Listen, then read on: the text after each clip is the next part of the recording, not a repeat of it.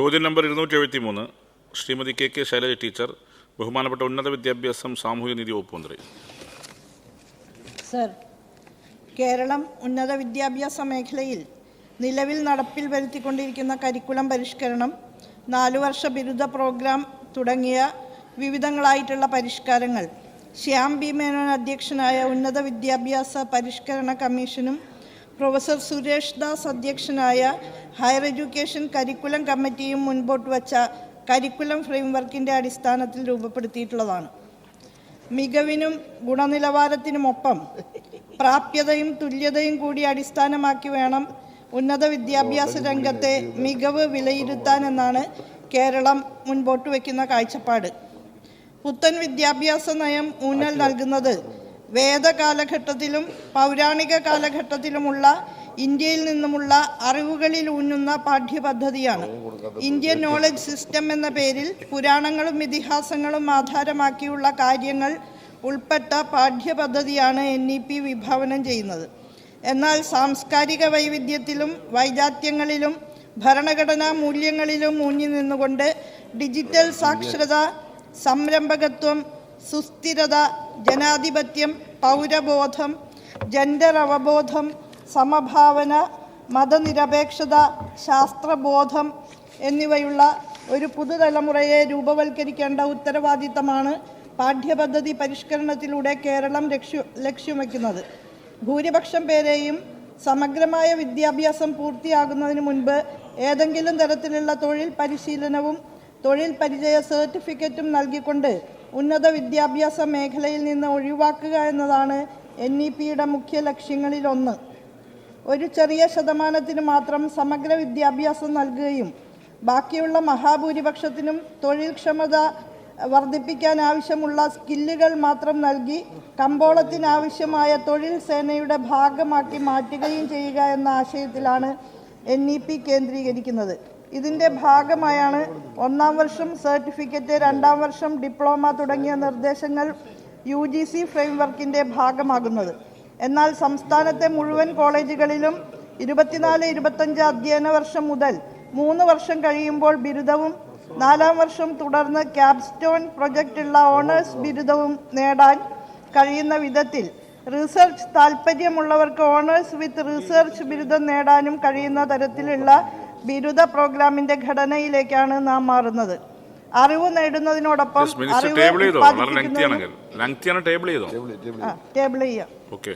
Shrimati K K Shailaja teacher.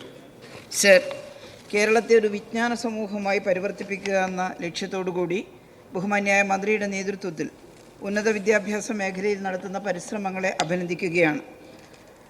വ്യക്തിപരമായിട്ടുള്ള വിദ്യാർത്ഥികളുടെ കഴിവും സാമൂഹ്യബോധവും നിർണ്ണയിക്കുന്നതിൽ ഭാഷാ പഠനത്തിന് വലിയ പ്രാധാന്യമുണ്ട് സർ. എന്നാൽ UGC വിഭാവനം ചെയ്യുന്ന കരിക്കുലം ഭാഷാ പഠനത്തിൻ്റെ പ്രാധാന്യം നൽകുന്നില്ല എന്നുള്ളതാണ് ശ്രദ്ധയിൽപ്പെട്ടിട്ടുള്ളത്. കേരളത്തിൻ്റെ കരിക്കുലം ഇതിൽ നിന്ന് എന്ത് മാറ്റമാണ് ഉദ്ദേശിക്കുന്നത്? UGCയുടെ കാഴ്ചപ്പാടിൽ നിന്ന് വ്യത്യസ്തമായി ഭാഷാ പഠനത്തെ വൈവിധ്യവൽക്കരണത്തിലൂടെ സമീപിക്കുന്ന രീതിയാണ് കേരളം സ്വീകരിച്ചിട്ടുള്ളത്. അത് സംബന്ധിച്ച് ആധുനിക ഇന്ത്യൻ ഭാഷ എന്ന UGCയുടെ കാഴ്ചപ്പാട് മാത്രമല്ല കേരളം സ്വീകരിച്ചിട്ടുള്ളത്. അറബിക്, ജർമ്മൻ, ഫ്രഞ്ച് തുടങ്ങിയ വൈദേശിക ഭാഷകൾ ഉൾപ്പെടെ പഠിക്കാൻ കഴിയുന്ന രീതിയിലാണ് കേരളത്തിൻ്റെ കരിക്കുലം രൂപകൽപ്പന ചെയ്തിട്ടുള്ളത്. എബിലിറ്റി എൻഹാൻസ്മെൻറ്റ് കോഴ്സിൻ്റെ ഭാഗമായിട്ട് എല്ലാ വിദ്യാർത്ഥികളും 2 വീതം ഇംഗ്ലീഷ് കോഴ്സുകളും അവർക്ക് താല്പര്യമുള്ള ഏതെങ്കിലും 2 ഭാഷാ കോഴ്സുകളും അടക്കം 4 ഭാഷാ കോഴ്സുകൾ പഠിക്കുന്നതിനുള്ള അവസരം എല്ലാവർക്കും ഉറപ്പുവരുത്തിയിട്ടുണ്ട്. അതോടൊപ്പം തന്നെ സ്കിൽ എൻഹാൻസ്മെൻറ്റ് കോഴ്സിൻ്റെയും വാല്യൂ ആഡഡ് കോഴ്സിൻ്റെയും ഭാഗമായിട്ട് തങ്ങളുടെ അഭിരുചിക്കൊത്ത ഭാഷകൾ തിരഞ്ഞെടുത്ത് പഠിക്കാൻ എല്ലാ വിദ്യാർത്ഥികൾക്കും അവസരമുണ്ട്. ട്രാൻസ്ലേഷൻ അടക്കമുള്ള കോഴ്സുകൾ പഠിക്കാൻ നമ്മുടെ പുതിയ വിദ്യാഭ്യാസ പാഠ്യപദ്ധതിയുടെ ഭാഗമായിട്ട് അവസരമുണ്ട്. വിദ്യാർത്ഥികൾക്ക് ഓരോരുത്തർക്കും അവർക്ക് അവരുടെ അഭിരുചിക്കിണങ്ങുന്ന വിധത്തിലുള്ള ഭാഷാ പരിചയവും ഭാഷാ പ്രാവീണ്യവും ഉറപ്പ് നൽകുന്ന രീതിയിലാണ് കേരളത്തിലെ 4-year UG പ്രോഗ്രാമിൻ്റെ ഭാഗമായിട്ട്. സർ, കേരളത്തെ ഒരു വിദ്യാഭ്യാസ ഹബ്ബാക്കി മാറ്റുക എന്നുള്ളതാണ് സർക്കാരിൻ്റെ ലക്ഷ്യം. സ്റ്റഡി ഇൻ കേരള എന്ന് പറയുന്ന പ്രത്യേക സ്ലോഗൻ നമ്മൾ അതിനു വേണ്ടി ഉയർത്തിയിട്ടുണ്ട്. സാർ, ഇതിനു വേണ്ടി ഇന്ന് ക്യാമ്പസുകളിൽ വലിയ മാറ്റം നമുക്ക് ഉണ്ടാക്കിയെടുക്കണം എന്നുള്ളതാണ് കാണുന്നത്. അനഭിലഷണീയമായ ഒട്ടേറെ പ്രവണതകൾ ക്യാമ്പസുകളിൽ വളർന്നു വരുന്നതായി നമ്മൾ ചർച്ച ചെയ്തുകൊണ്ടിരിക്കുകയാണ്. അതിനെയെല്ലാം മാറ്റി വിദ്യാർത്ഥികളുടെ സ്വാതന്ത്ര്യവും അക്കാദമിക ഫ്ലെക്സിബിലിറ്റിയും ഉറപ്പുവരുത്തിക്കൊണ്ട് ലക്ഷ്യബോധമുള്ള ഒരു യുവതലമുറയെ, ഉത്തരവാദിത്വ ബോധമുള്ള ഒരു യുവതലമുറയെ വാർത്തെടുക്കുന്നതിന് എങ്ങനെയാണ് കേരളത്തിൻ്റെ ഈ പുതിയ മോഡൽ റെഗുലേഷൻ ഉറപ്പുവരുത്തുക? Yes minister. വിദ്യാർത്ഥി കേന്ദ്രിതമായിട്ടുള്ള ഒരു സമീപനമാണ് നാം കരിക്കുലം പരിഷ്കരണത്തിൻ്റെ ഭാഗമായിട്ട് സ്വീകരിച്ചിട്ടുള്ളത്.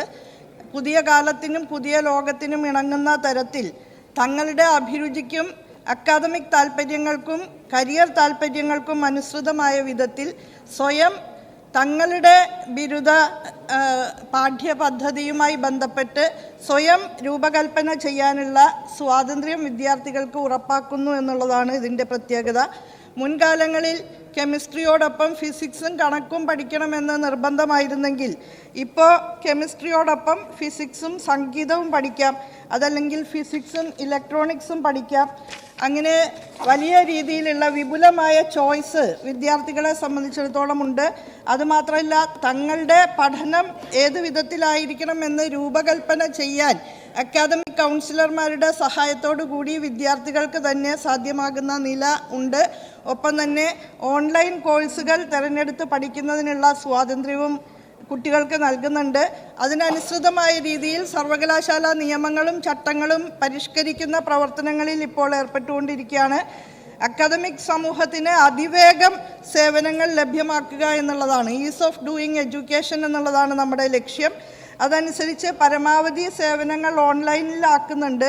ഇതിൻ്റെ ഭാഗമായി ലോകത്തെവിടെ നിന്ന് വേണമെങ്കിലും ക്രെഡിറ്റ് ആർജിച്ച് തങ്ങളുടെ അക്കാഡമിക് ബാങ്ക് ഓഫ് ക്രെഡിറ്റിൽ നിക്ഷേപിക്കാൻ വിദ്യാർത്ഥികൾക്ക് സ്വാതന്ത്ര്യമുണ്ട്. കേറിപ്പ് എന്ന പദ്ധതി കേരളത്തിൽ ആരംഭിച്ചു കഴിഞ്ഞു എന്നുള്ളതും സഭയെ അറിയിക്കുകയാണ്. Shri K P Kunhammadutty master. Sir, ഉന്നത വിദ്യാഭ്യാസ രംഗത്ത് കാലോചിതമായ പരിഷ്കരണത്തിന് നേതൃത്വം കൊടുക്കുന്ന ബഹുമാനപ്പെട്ട മന്ത്രി ആർ ബിന്ദുവിനെയും ഉന്നത വിദ്യാഭ്യാസ വകുപ്പിനെയും പ്രത്യേകമായി അഭിനന്ദിക്കുകയാണ്. എൻ്റെ ചോദ്യം സർ ഇതാണ്: പരീക്ഷാ മൂല്യനിർണ്ണയ രീതികളിൽ എന്തെല്ലാം തരത്തിലുള്ള മാറ്റങ്ങളാണ് കേരളത്തിൻ്റെ കരിക്കുലം നിർദ്ദേശിച്ചിരിക്കുന്നത്? വിശദാംശങ്ങൾ ലഭ്യമാക്കാമോ? പരീക്ഷാ മൂല്യനിർണ്ണയ രീതിയിൽ എന്തൊക്കെ മാറ്റം വരുത്താൻ പുതിയ പാഠ്യപദ്ധതിയുടെ ഭാഗമായും അതുപോലെ പരീക്ഷാ പരിഷ്കരണത്തിന് നിയോഗിക്കപ്പെട്ടിരുന്ന കമ്മീഷൻ്റെ നിർദ്ദേശങ്ങൾക്കനുസൃതമായും നമ്മുടെ പരീക്ഷാ സമ്പ്രദായം തന്നെ പൊളിച്ചെഴുതുന്ന രീതിയിലുള്ള മാറ്റങ്ങളിലേക്കാണ് നാം നീങ്ങുന്നത്. അധ്യാപനം, പഠനം, പരീക്ഷാ മൂല്യനിർണ്ണയം തുടങ്ങിയ രീതികളിലൊക്കെ സമൂലമായ മാറ്റങ്ങളാണ് നിർദ്ദേശിക്കുന്നത്. വിദ്യാർത്ഥികൾക്ക് സെൽഫ് ലേണിംഗ്, സ്വയം പഠനത്തിന് കഴിയുന്ന വിധത്തിലും എക്സ്പീരിയൻഷ്യൽ ലേണിങ്ങിന് സാധ്യമാകുന്ന വിധത്തിലുമാണ് ഇപ്പോൾ കാര്യങ്ങൾ ചിട്ടപ്പെടുത്തുന്നത്. ഓരോ വിഷയത്തിൻ്റെയും ആഴങ്ങളിലേക്ക് ഇറങ്ങിച്ചെന്ന് സവിശേഷമായി പഠിക്കാനും അതിൽ നിന്ന് ആർജിക്കുന്ന അറിവുകളിൽ നിന്ന് പുതിയ അറിവുകൾ ഉൽപ്പാദിപ്പിക്കാനും കെൽപ്പുള്ളവരായിട്ട് വിദ്യാർത്ഥികളെ രൂപീകരിക്കുക എന്നുള്ളതാണ് ഉദ്ദേശം. ഔട്ട്കം ബേസ്ഡ് എഡ്യൂക്കേഷൻ്റെ ഭാഗമായി വ്യക്തമായി നിർവചിക്കപ്പെട്ട ലക്ഷ്യങ്ങളോട് കൂടിയിട്ടാണ് ഓരോ കോഴ്സും വിദ്യാർത്ഥി പഠിക്കുക. ഒരു സർവകലാശാലയ്ക്ക് കീഴിൽ തന്നെ വ്യത്യസ്തമായ കോളേജുകളിൽ ഒരു വിഷയം വ്യത്യസ്തമായ രീതിയിലായിരിക്കാം പഠിക്കുന്നത്. ഓരോ കോളേജിൻ്റെയും തന്നെ സവിശേഷ സാഹചര്യങ്ങൾക്കനുസൃതമായിട്ട് കൂടി അത് മാറുന്ന വിധത്തിലുള്ള ഫ്ലെക്സിബിലിറ്റി ഇപ്പോൾ അനുവദിക്കുന്നുണ്ട്. സാമൂഹ്യശാസ്ത്രം, മാനവിക ഭാഷാ വിഷയങ്ങളിലും ഉൾപ്പെടെ പ്രാക്ടിക്കൽ എന്ന നിലയിലുള്ള സമീപനം സ്വീകരിച്ചിട്ടുണ്ട്. നൈപുണ്യ വിടവ് നികത്തുന്നതുമായി ബന്ധപ്പെട്ട് സ്കിൽ കോഴ്സുകൾ ഉൾപ്പെടെ ക്രെഡിറ്റ് നൽകുന്നതിനുള്ള നടപടികൾ സ്വീകരിച്ചിട്ടുണ്ട്. ഓപ്പൺ ബുക്ക് എക്സാം, അതുപോലെ പ്രൊജക്റ്റ് ഓറിയൻറ്റഡ് ആയിട്ടുള്ള ആക്ടിവിറ്റീസ്, ഇന്റേൺഷിപ്പുകൾ, അസൈൻമെൻറ്റുകൾ എല്ലാം പ്രായോഗിക പരീക്ഷാ പദ്ധതിയുടെ ഭാഗമായിട്ട് ഉൾപ്പെടുത്തിയിട്ടുമുണ്ട്. Shri P P Sumon. Shri I B Satheesh. Sir, ദേശീയ വിദ്യാഭ്യാസ നയത്തിൻ്റെ ഭാഗമായി തയ്യാറാക്കപ്പെട്ട കരിക്കുലത്തിൽ വിദ്യാർത്ഥികൾക്ക് മൾട്ടിപ്പിൾ എക്സിറ്റ് ഓപ്ഷൻ നൽകിയിട്ടുണ്ട്. ഇതിനു ബദലായി കേരളം എടുത്തിരിക്കുന്ന തീരുമാനങ്ങളുടെ വിശദാംശങ്ങൾ നൽകാമോ? മൾട്ടിപ്പിൾ എക്സിറ്റിൻ്റെ ഭാഗമായിട്ട് സാമൂഹ്യമായി അരികുവൽക്കരിക്കപ്പെടുന്ന വിഭാഗങ്ങളിൽപ്പെട്ട വിദ്യാർത്ഥികൾ വൻതോതിൽ കൊഴിഞ്ഞു പോകുന്നതിനാണ് ഇടവയ്ക്കുക. ഒന്നാമത്തെ വർഷം പൂർത്തീകരിച്ചാൽ സർട്ടിഫിക്കറ്റും, രണ്ടാം വർഷം പൂർത്തീകരിക്കുമ്പോൾ ഡിപ്ലോമയും നൽകുന്നു എന്നുള്ളത് ബിരുദവുമായി ബന്ധപ്പെട്ട് നാഷണൽ എഡ്യൂക്കേഷൻ പോളിസി നിർദ്ദേശിക്കുന്ന ഒരു കാര്യമാണ്. പക്ഷേ ഒന്നാം വർഷം പൂർത്തീകരിക്കുന്നതിൻ്റെ ഭാഗമായിട്ട് ഒരു വിദ്യാർത്ഥിക്ക് യാതൊന്നും തന്നെ സബ്സ്റ്റാൻഷ്യലായിട്ട് ലഭ്യമാകുന്നില്ല എന്നുള്ളതാണ് വസ്തുനിഷ്ഠ യാഥാർത്ഥ്യം. അതുകൊണ്ട് തന്നെ അരികുവൽക്കരിക്കപ്പെടുന്ന വിദ്യാർത്ഥികളെ പുറന്തള്ളുന്ന വിധത്തിലുള്ള എക്സ്ക്ലൂഷൻ പോളിസിയിലേക്കല്ല കേരളം പോയിട്ടുള്ളത്. മറിച്ച് അവരെ ശാക്തീകരിക്കുന്നതിനും മുഖ്യധാരയിലേക്കും കൊണ്ടുവരുന്നതിനും പ്രാധാന്യം കൊടുത്തുകൊണ്ട് പ്രാപ്യതയ്ക്കും സാമൂഹ്യനീതിക്കും പ്രാധാന്യം കൊടുത്തുകൊണ്ടുള്ള സമീപനമാണ് സ്വീകരിക്കുന്നത്. അതുകൊണ്ട് 3 വർഷം പൂർത്തീകരിച്ച് 133 ക്രെഡിറ്റുകൾ ആർജിക്കുന്ന ഘട്ടത്തിൽ ഒരു എക്സിറ്റും, തുടർന്നും പഠിക്കാൻ ആഗ്രഹമുള്ള റിസർച്ച് ഓറിയൻറ്റഡ് ആയിട്ടുള്ള ആപ്റ്റിറ്റ്യൂഡുള്ള വിദ്യാർത്ഥികൾക്ക് 4ാം വർഷം കൂടി തുടർന്ന് ഗവേഷണാത്മക പ്രവർത്തനങ്ങൾ നടത്തി 4ാം വർഷം ഓണേഴ്സ് ബിരുദം നൽകുന്ന സമീപനമാണ് കേരളം സ്വീകരിച്ചിട്ടുള്ളത്. 1-2 വർഷങ്ങളിലെ എക്സിറ്റ് ഇല്ല. Shri P P Sumod. Sir, ഉന്നത വിദ്യാഭ്യാസ മേഖലയിൽ നാളിതുവരെയുള്ള വിദ്യാഭ്യാസ രീതിയിൽ നിന്നും വിഭിന്നമായി ഏറെ വൈവിധ്യത്തോടു കൂടിയാണ് 4 വർഷ ബിരുദം നടപ്പിലാക്കുന്നത്. സ്വാഭാവികമായും വിദ്യാർത്ഥികൾക്കും അധ്യാപകർക്കും രക്ഷിതാക്കൾക്കുമെല്ലാം ഇതിൻ്റെ നടത്തിപ്പുമായി ബന്ധപ്പെട്ട് ഒട്ടേറെ ആശങ്കകളും ഉത്കണ്ഠകളും ഉണ്ടാവും. ഇവ അകറ്റുന്നതിനും വിദ്യാർത്ഥികൾക്ക് കൃത്യമായി തങ്ങളുടെ അക്കാദമിക് സമീപനങ്ങൾ പ്ലാൻ ചെയ്യുന്നതിനും ഇതുമായി ബന്ധപ്പെട്ട ഏതെങ്കിലും തരത്തിലുള്ള ബുദ്ധിമുട്ടുകൾ വിദ്യാർത്ഥികൾക്കുണ്ടായാൽ അത് പരിഹരിക്കുന്നതിനുമായി എന്തെല്ലാം സംവിധാനങ്ങളാണ് ഒരുക്കിയിട്ടുള്ളത്? 4 ഇയർ UG പ്രോഗ്രാം ഒരു പുതിയ സമ്പ്രദായമാണ് എന്നുള്ളത് കൊണ്ട് സ്വാഭാവികമായും വിദ്യാർത്ഥികൾക്കും രക്ഷിതാക്കൾക്കും എല്ലാം ആശങ്കകൾ ഉണ്ടാവാൻ സാധ്യതയുണ്ട്. അതുകൊണ്ട് കഴിഞ്ഞ വർഷം മുതൽ തന്നെ ഹയർ സെക്കൻഡറി തലം മുതൽ ഈ പുതിയ മാറ്റത്തിലേക്ക് വിദ്യാർത്ഥികളെ നയിക്കാൻ കഴിയുന്ന വിധത്തിലുള്ള പരിചയപ്പെടുത്തൽ പരിപാടികൾ നാം നടത്തിക്കൊണ്ടിരിക്കുന്നുണ്ട്. അതുമാത്രമല്ല, കോളേജിലേക്ക് കടന്നു വന്ന ശേഷം എല്ലാ പ്രസക്തമായ കാര്യങ്ങളിലും വിദ്യാർത്ഥികൾക്ക് ഉപദേശങ്ങൾ നൽകുന്നതിന് ഓരോ ക്ലാസ്സിലും ഒരു ഫാക്കൽറ്റി ഉപദേഷ്ടാവ് ഉണ്ടായിരിക്കണം എന്ന നിബന്ധന വച്ചിട്ടുണ്ട്. ഒരു ക്ലാസ്സിലെ വിദ്യാർത്ഥികളുടെ എല്ലാ അക്കാദമിക് പ്രവർത്തനങ്ങളെയും കുറിച്ചുള്ള രേഖകൾ ഈ ഫാക്കൽറ്റി ഉപദേഷ്ടാവിൻ്റെ കസ്റ്റഡിയിൽ ഉണ്ടായിരിക്കേണ്ടതാണ്. ഇൻറ്റേർണൽ മാർക്കുകൾ, ക്ലാസ് റൂമിലെ സാന്നിധ്യം, ക്ലാസ് റൂമിലെ പങ്കാളിത്തം, ഇതെല്ലാം തന്നെ 2 പ്രവൃത്തി ദിവസത്തേക്ക് ഡിപ്പാർട്ട്മെൻറ്റ് നോട്ടീസ് ബോർഡിൽ പ്രദർശിപ്പിച്ചതിന് ശേഷം മാത്രമേ സർവകലാശാല പോർട്ടലിൽ അപ്ലോഡ് ചെയ്യാൻ പാടുള്ളൂ എന്ന നിബന്ധനയുണ്ട്. അതുപോലെ ഡിപ്പാർട്ട്മെൻറ്റ് ലെവൽ അക്കാദമിക് കമ്മിറ്റി വിദ്യാർത്ഥികളുടെ ആശങ്കകൾ പരിഹരിക്കുന്നതിനും സംശയ നിവാരണത്തിനുമായിട്ട് പ്രവർത്തിക്കും. DLAC തലത്തിൽ ആശങ്കകൾ പരിഹരിക്കപ്പെട്ടില്ല എങ്കിൽ കോളേജ് ലെവൽ അക്കാദമിക് കമ്മിറ്റിക്ക് റെഫർ ചെയ്യാവുന്നതാണ്. അവിടെയും സംശയ നിവാരണവും മറ്റു രീതിയിലുള്ള പരാതി പരിഹാരവും സാധ്യമാകും. ഇന്റേണൽ അസസ്മെൻറ്റും ഹാജർ നിലയും സംബന്ധിച്ച ആശങ്കകൾ പരിഹരിക്കുന്നതിന് ആദ്യം പ്രിൻസിപ്പലിനെയോ HODയെയോ സമീപിക്കാം. അവിടെ പരിഹാരം ലഭിക്കുന്നില്ല എങ്കിൽ യൂണിവേഴ്സിറ്റി ലെവൽ മോണിറ്ററിംഗ് കമ്മിറ്റിക്ക് പരാതി നൽകാവുന്നതാണ്. പ്രിൻസിപ്പലിന് ലഭിക്കുന്ന പരാതികളും തീർപ്പായിട്ടില്ലെങ്കിൽ യൂണിവേഴ്സിറ്റി ലെവൽ മോണിറ്ററിംഗ് കമ്മിറ്റിക്ക് റെഫർ ചെയ്യും. കെയറിപ്പ് സോഫ്റ്റ്വെയറിൻ്റെ ഭാഗമായിട്ട് അഡ്മിഷൻ തുടങ്ങി ഡിഗ്രി സർട്ടിഫിക്കറ്റ് ലഭ്യമാകുന്നത് വരെയുള്ള എല്ലാ പ്രവർത്തനങ്ങളും സുതാര്യമായ നിലയിൽ വിദ്യാർത്ഥികൾക്കും മറ്റുള്ളവർക്കും അറിയാൻ കഴിയുന്ന നിലയും സംജാതമാകും. ഓരോ വിദ്യാർത്ഥിക്കും തങ്ങളുടെ പ്രത്യേകമായ ഐഡൻറ്റിഫിക്കേഷൻ നമ്പറിൽ ലോഗിൻ ചെയ്ത് ഈ സോഫ്റ്റ്വെയറിലൂടെ എല്ലാ കാര്യങ്ങളും സുതാര്യമായി അറിയാവുന്ന വിധത്തിലാണ് നടപ്പാക്കുന്നത്. ഒരു LMS സംവിധാനം, ലേണിംഗ് മാനേജ്മെൻറ്റ് സിസ്റ്റവും ഇതിൻ്റെ ഭാഗമായിട്ട് എല്ലാ സർവകലാശാലകളിലും ഉറപ്പാക്കുന്നുണ്ട്. Shri P V Sreenijan. നമ്മുടെ ഫോറിൻ യൂണിവേഴ്സിറ്റികളുമായിട്ട് എക്സ്ചേഞ്ച് പ്രോഗ്രാമുകൾ നമ്മുടെ കേരളത്തിലെ ക്യാമ്പസുകളിൽ നടക്കുന്നുണ്ട്.